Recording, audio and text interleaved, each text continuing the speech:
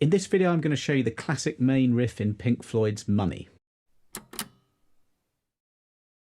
Hi, this is Dan from onlinebasscourses.com, and if this is your first time here and you fancy more weekly bass lessons, then please subscribe by clicking the button below. This is off Pink Floyd's Dark Side of the Moon album, which in itself is an absolutely classic album. I really recommend just listening to that from beginning to end. The music is just amazing.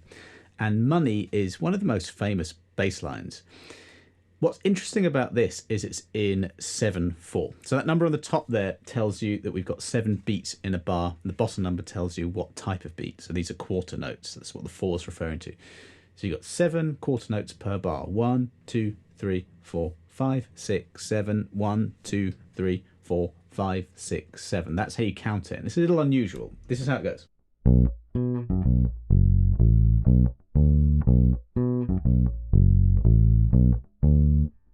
And that's the main riff. So let me just break it down for you. Now I was playing the A and the D on the 5th fret of the E and the A strings, which is a little harder to play. So I'll show you how to use open strings.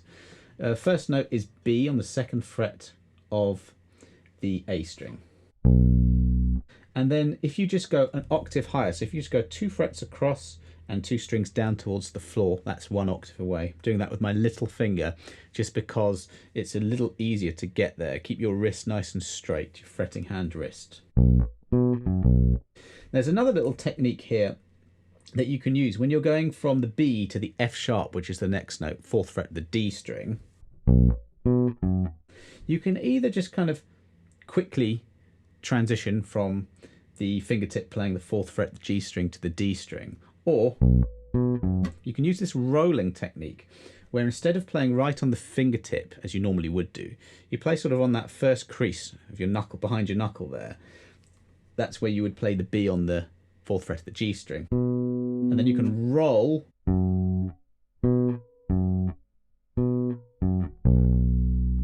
So do whatever you find easier for now, but that rolling technique is something that as a bass player is really, really handy for other bass lines. Then we return to the B on the 2nd fret. And I'll show you this bit with open strings. So it's F sharp on the 2nd fret of the E string, open string A, 2nd fret again of the A string, that's B, open string D, and returning to that 2nd fret of the A string, B.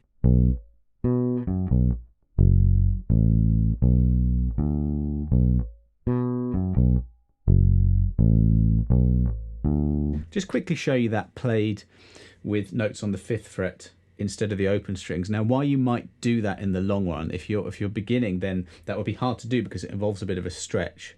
But players like to do that because it's easier to control those notes. It's easier to control the length of the note. And if you listen, the notes are quite short here. So if you're playing open strings, make sure that that last D, for example, to not have it ring out. Just gently you can bring 4 fingers down, or 2 or 3, just to stop the note, to mute it. But with those 5th fret notes, it would go like this. The first bit would be exactly the same. And then you'd go. So that's 2nd fret, 5th fret of the E string, and then 2nd fret, 5th fret of the A string.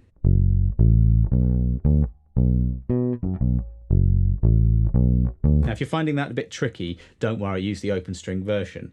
But do aim to practice that and be able to fret notes, especially with this 4th finger. This little finger can be a little bit tricky to use, especially if you're just starting. So as I say, just take it easy, especially like if you feel any sort of pains down here, then stop.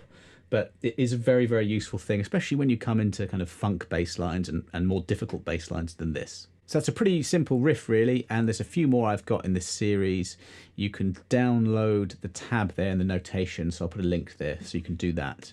If you've got any other recommendations for me, do let me know. I'll do a video on it.